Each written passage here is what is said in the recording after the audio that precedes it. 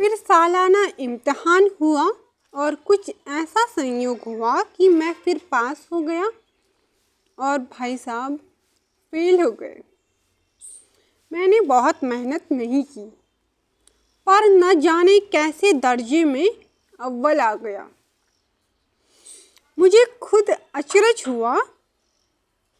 भाई साहब ने प्राणांत परिश्रम किया, कोर्स का एक एक शब्द चाट गए थे।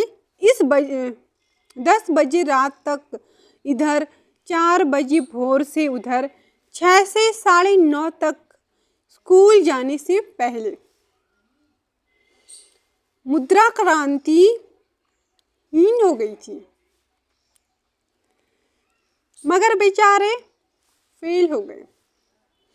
मुझे उन पर दया आती थी। नतीजा सुनाया गया तो वह रो पड़े और मैं भी रोने लगा। अपने पास होने की खुशी आधी हो गई। मैं भी फेल हो गया होता तो भाई साहब को इतना दुख न होता। लेकिन विधि की बात कौन टाले। मेरे और भाई साहब के बीच में अब केवल 1 दर्जे का अंतर और रह गया। मेरे मन में एक कुटिल भावना उदय हुई कि कहीं भाई साहब का 1 साल और फेल न हो जाए तो मैं उनके बराबर हो जाऊं। फिर वह किस आधार पर मेरी फजीहत कर सकेंगे। लेकिन मैंने इस कमीने विचार को दिल से बलपूर्वक निकाल डाला।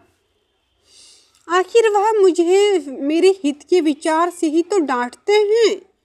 मुझे इस वक्त अप्रिय लगता है अवश्य, मगर वह शायद उनके उपदेशों का ही असर हो कि मैं दनादन पास हो जाता हूँ और इतने अच्छे नंबरों से।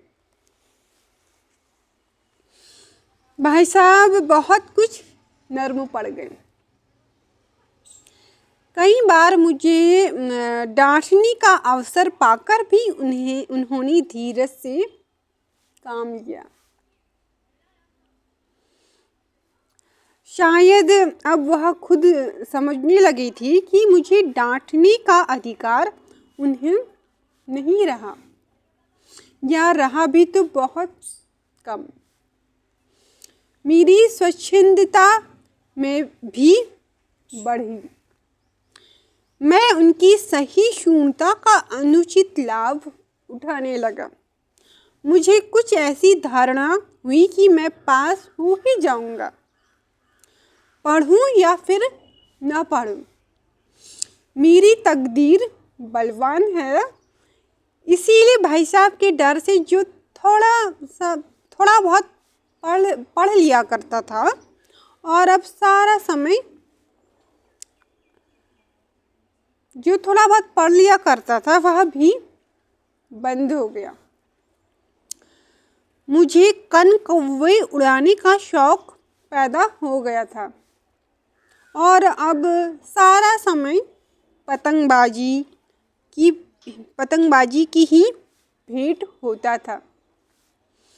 फिर भी मैं भाई साहब का अदब करता था और उनकी नज़र बचाकर कन कौवे उड़ाता था।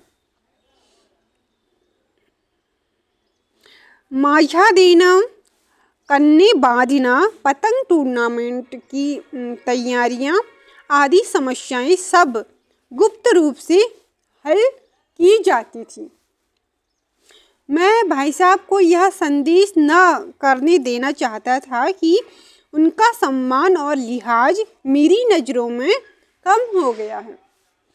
एक दिन संध्या समय हॉस्टल से दूर मैं एक कन कौवा लूटने बेतहाशा दौड़ा जा रहा था।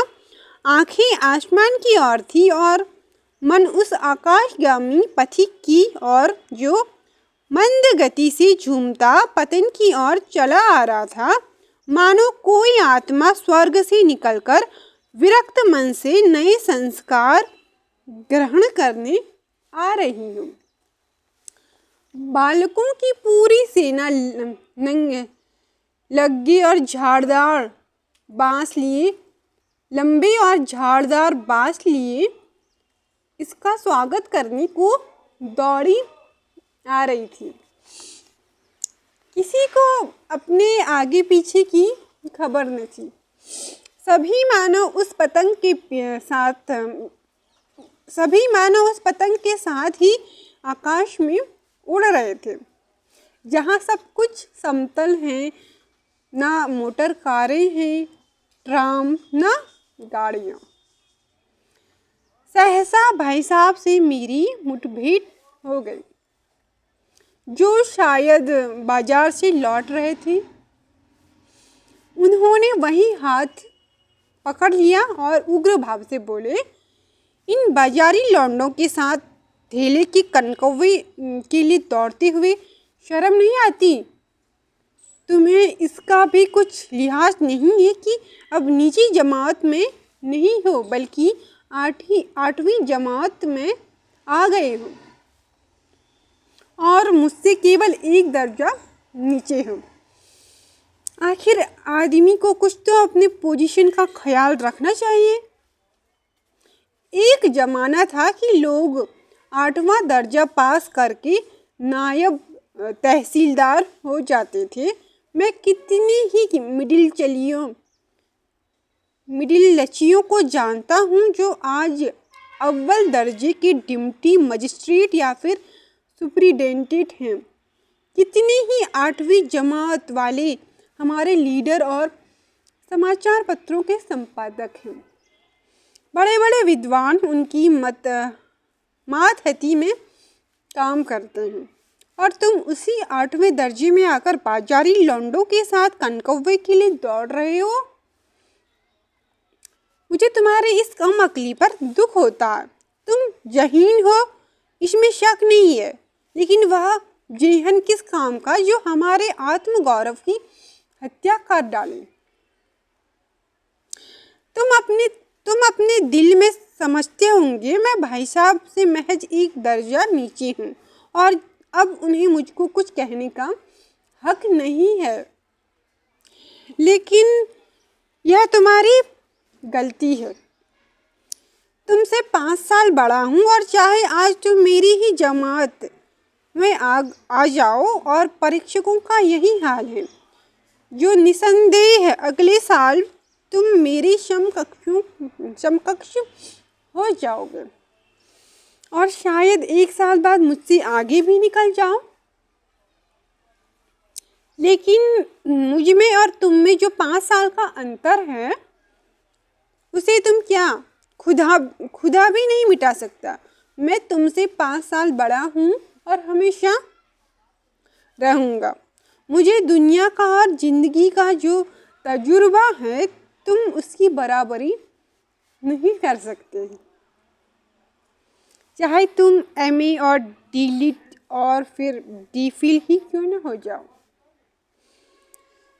समझ किताबें पढ़ने से नहीं आती, दुनिया देखने से आती है। हमारी अम्मा ने कोई दर्जा नहीं पास किया और दादा भी शायद 5वीं 8वीं जमात के आगे नहीं गए, लेकिन हम दोनों चाहे सारी दुनिया की विद्या पढ़ लें, अम्मा और दादा को हमें समझाने और सुधारने का अधिकार हमेशा रहेगा। केवल इसलिए नहीं कि वे हमारे जन्मदाता हैं, बल्कि इसलिए कि उन्हें दुनिया का सबसे ज़्यादा तजुर्बा है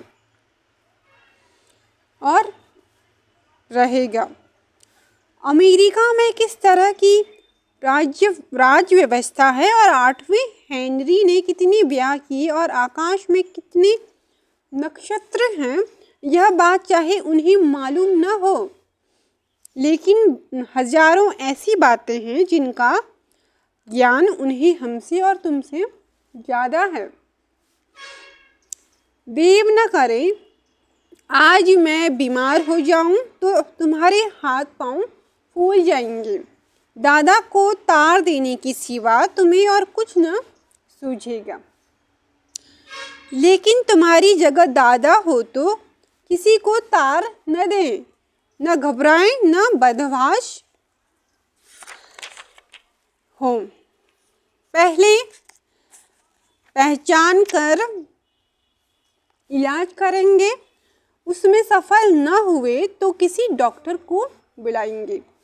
बीमारी तो खैर बड़ी चीज़ है, हम तो इतना भी नहीं जानते कि महीने भर का खर्च महीना भर कैसे चले। जो कुछ दादा भेजते हैं उसे हम 20-22 तक खर्च कर डालते हैं और फिर पैसे पैसे को मुहताज हो जाते हैं। नाश्ता बंद हो जाता है तो भी और नाई से मुंह चुराने लगते हैं, लेकिन जितना आज हम और तुम खर्च कर रहे हैं उसके आधे में दादा ने अपनी उम्र का बड़ा भाग इज्जत और नेकनामी के साथ निभाया है और कुटुंब का पालन किया है, जिसमें सब मिलाकर 9 आदमी थे। अपने हेडमास्टर साहब ही को देखो, एमए है कि नहीं, और यहाँ के एमए नहीं ऑक्सफोर्ड के। 1000 रुपये पाते हैं, लेकिन उनके घर का इंतजाम कौन करता है? उनकी बूढ़ी माँ। हेडमास्टर साहब की डिग्री यहाँ आकर बेकार हो गई। पहले खुद घर का इंतजाम करते थे, खर्च पूरा न पड़ता था, कर्जदार रहते थे। जब से उनकी माताजी ने प्रबंध अपने हाथ में ले लिया है, जैसे घर में लक्ष्मी आ गई है। तो भाईजान यह गरूर दिल से निकाल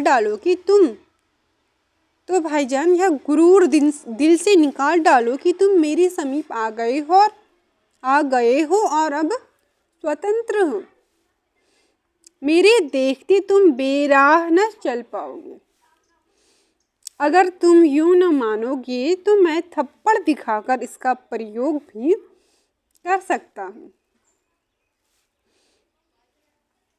मैं जानता हूँ तुम्हें मेरी बातें जहर लग रही हैं। मैं उनकी इस नई युक्ति से नतमस्तक हो गया। मुझे आज सचमुच अपनी लघुता का अनुभव हुआ और भाई साहब के प्रति मेरे मन में श्रद्धा उत्पन्न हुई। मैंने सजल आँखों से कहा, हरगिज नहीं। आप जो फरमा रहे हैं वह बिल्कुल सच है और आपको उसको कहने का अधिकार है। भाई साहब ने मुझे गले से लगा लिया और बोले, मैं कनकौवे उड़ाने को मना नहीं करता, मेरा भी जी ललचाता है, लेकिन क्या करूं? खुद बेराह चलूं तो तुम्हारी रक्षा कैसे करूं? यह कर्तव्य भी तो मेरे सिर है। संयोग से उसी वक्त एक कटा हुआ कनकौवा हमारे ऊपर से गुजरा। उसकी डोर लटक रही थी। लड़कों का एक गोल पीछे पीछे दौड़ रहा था। भाई साहब लंबे ही हैं, उछलकर उसकी डोर पकड़ ली और बेतहाशा हॉस्टल की तरफ दौड़े। मैं पीछे पीछे दौड़ रहा था।